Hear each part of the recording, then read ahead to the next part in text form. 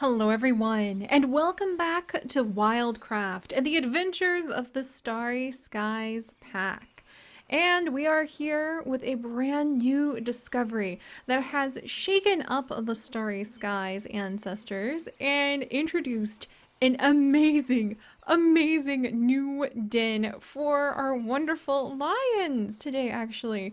We are still with the lion pride that we have, led by Celeste, and of course, she has her mate Leonis and their two children who are currently hanging out down by the entrance, Shadow and Basil.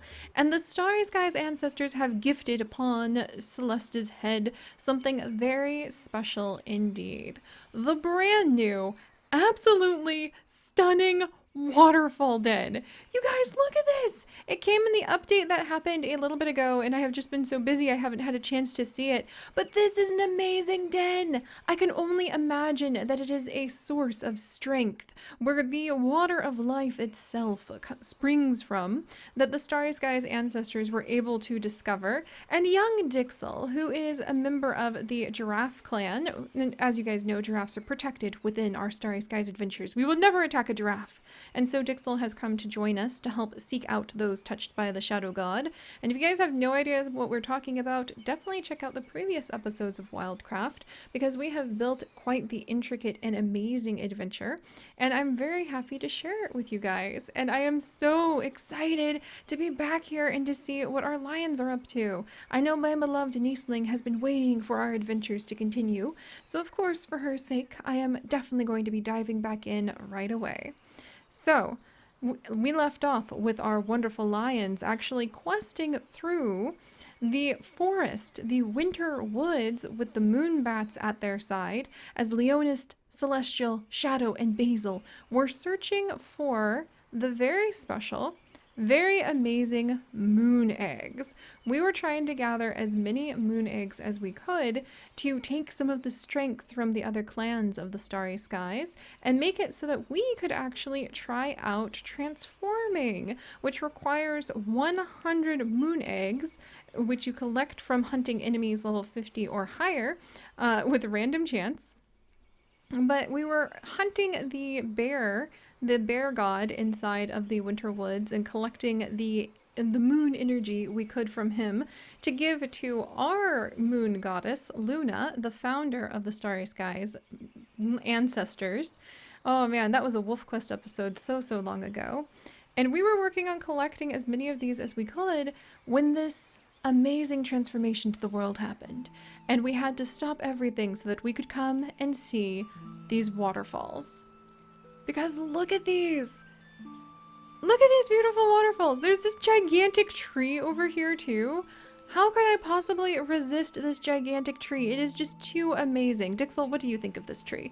Clearly, this is a great place to one day raise the heiress to our wonderful lion pride, a lovely lioness who has not yet been born, but soon we should actually be welcoming a new baby into the pride, because I think once we manage to get Basil up to level 20, it will be time.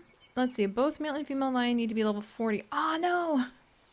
Alright, so we need to get up to level 40 with Leonis and Celestial, and then we will hopefully have our female. Basil was actually supposed to be a spirit named Mira, who is going to be reborn into the Starry Skies, but we'll have to see if Mira will be reborn or if Celestial will continue to struggle to have a daughter of her own to inherit the pride from. So that's going to be kind of exciting. And since we have this beautiful new land, and Dixel has summoned us back to the savanna in order to appreciate the waterfalls from which all of the waters of life spring in the spirit realm, I figured Celestial's had enough of the icy cold. She wants to make sure that she has a daughter to follow after them. And once we have a proper heiress to the pride, then we can go back and we can try to collect more moon eggs from all of the creatures who are level 50 and above. So we're going to actually go ahead. We'll rest here tonight. Leonis, Celestial, Shadow, and Basil will then head out to start doing their hunting. Let's give Basil a little bit more power and a little bit more speed, because he's gone ahead. Yeah, Basil, you need a lot more speed. He doesn't really need a ton of health just yet, but we do want the lions who follow us whenever Celestial leads the hunt to go ahead and be quite strong. Alright, Celestial, let's go ahead and make yourself pretty strong and pretty speedy. We'll give her quite a bit of that, and we'll save the rest of the elixir for hopefully her daughter, the proper heiress to the pride. And we'll go ahead and nap. I love the way that the giraffe just curls up so cute. So we are still a little bit away from being able to try out the transformations, but I think that's okay, because I think Celestial's sort of taking over, and she is making a point to say, like, we have found the waters that clearly, you know, springs of life, very important place. Dixel, the little giraffe, has actually called us back to the savannah, and we are absolutely going to head out and become stronger. We need to return to the savannah land and let everyone know this is our new den. We claim this in the name of the starry skies, and we can do the hunting that is needed in order to take care of the pride. And oh, it's still storming. And and it's a giraffe. Of course it is protected. Don't worry, Dixel. We won't approach that giraffe and attack it. But we need the heiress born. So that's going to be our new quest, is to have the heiress born in the lion pride. And then once we complete that and raise her to enough of an age where she can fight, we will carry on with trying to collect the transformations. And I have some exciting news about what the moon bats will be doing with the moon eggs once we start collecting them too. But we'll worry about that later. For now, let's go ahead and lead the hunt. And for those of you guys who don't remember, our lovely little Dixel, the giraffe that we have with us. Here we go. Go, guys, go! But Dixel can sense if there are shadows of the shadow god within the creatures that we hunt, as we free their spirits to be regenerated somewhere else in the world. That gazelle we just ate will appear again in a bit, because it just regenerates its energy, pops up out of the ground, and thus these ancient spirits continue their eternal battle amongst one another for status, for position, for strength. There we go. Oh, this one actually like slowed down completely compared to the rest. Sorry, little one, you definitely would end up being food. But we need to see if any of these two gazelle that we actually got had any spirit or any evidence of the shadow god in them, which means I will roll my dice within a dice, and if the number is the same, then we will open up a bonus chest. So Dixel, did you see any evidence of the shadow god's touch spreading through the land since we were gone for so long, searching out these moon eggs? No. And yes! Oh my gosh, it was it was a 1, and then the dice inside of it said 1. So we do actually have evidence that the shadow god has been around, my friends. And Dixel has discovered, in freeing that shadow-touched spirit... Whoa! A rare lion skin! Yes, that is so epically cool! Oh my gosh, that is definitely evidence. I think that Celeste is going to try to take that as evidence that her daughter shall be as the sun rises, or something like that. We have green eyes searching through the grasses. This is usually a prophecy from the spirits after all, so we have to kind of interpret what these mean, kind of like tarot cards or something like that. To rest once more in the savannah, searching through the green grasses. The lions shall rise even fiercer and hotter in their strength, like the dawning sun. Excellent. Oh my gosh, I can't wait to see what that lion skin looks like. Alright, so that's wonderful. And again, if this is all a little bit much for you guys, definitely check out our playlist linked in the video description, because we have had... Did you see how fast that baby giraffe was? We have been working so hard on building up this story for quite some time, and I am so excited to share it with you guys. Alright, eat up, Celeste. You're one of the ones who are going to need plenty of the food. And this is actually so easy. Look, we hardly have to lift a paw in order to go ahead. Wonderful. And we'll go ahead and eat up there. Let's see if either of those two were touched by the shadow god. They were not. But yeah, we've built up this story for a long time, and I'm really happy that I was able to get it up and going again. To break the fourth wall for a minute. By getting it on my new computer, so I apologize that our WildCraft adventures have been missing, even though this amazing new waterfall update. Hello, drafts. a tower of giraffes is watching us. Do not fret, we will not bother you. But even though this amazing waterfall update came out, I had to get WildCraft working on my new computer, so it took me a little while. So I appreciate your guys' patience. Ah, the zebra clan. Let's go ahead and see what they're up to. Don't mind if you do. Sneaking through the night, like so. We need to let them know that we are back and we are quite fierce.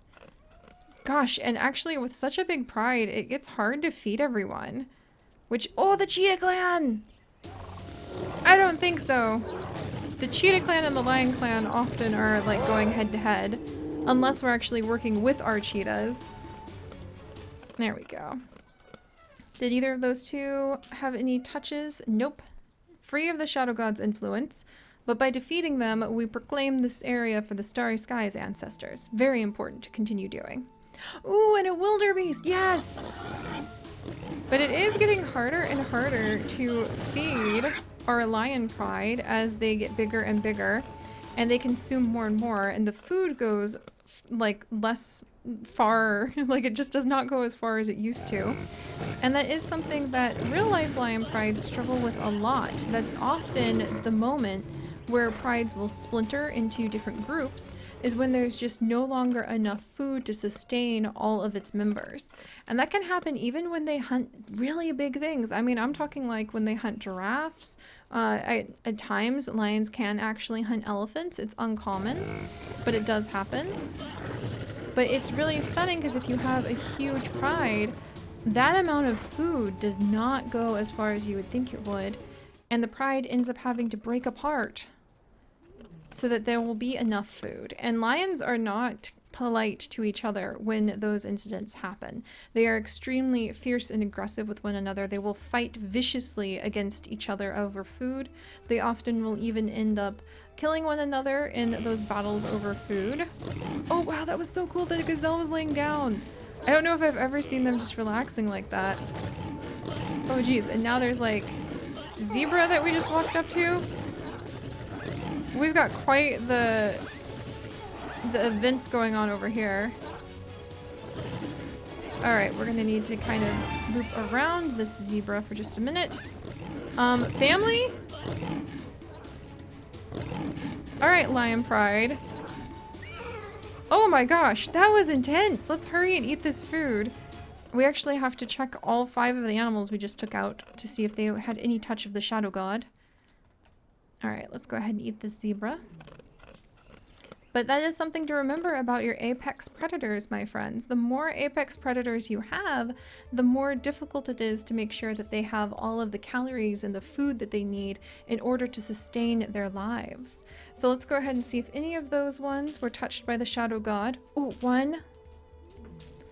There was actually one touched by the Shadow God. Little Dixel is probably so happy that this lion pride and the Starry Skies ancestors have returned to the savannah.